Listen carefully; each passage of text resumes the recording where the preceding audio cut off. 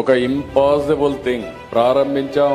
పనులు స్పీడప్ చేసే సమయంలో గవర్నమెంట్ పోయింది. 5 ఏళ్లు విధ్వంసం జరిగింది.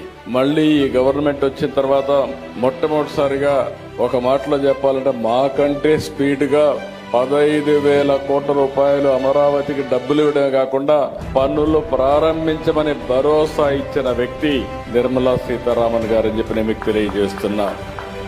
అక్కడి నుంచి ఈ రోజు మీరు చూస్తే 15 బ్యాంకులు, వివిధ బీమా సంస్థలు 1334 కోట్లతో ఈ రోజు ఇక్కడ ఫౌండేషన్లు వేసుకున్నాం. I'm requesting all bankers, nowhere in the country there is a financial city. Only financial district I created in Hyderabad long back. This is another financial city I am creating. This is the first of its kind. One place, all banks and also financial institutions are coming here.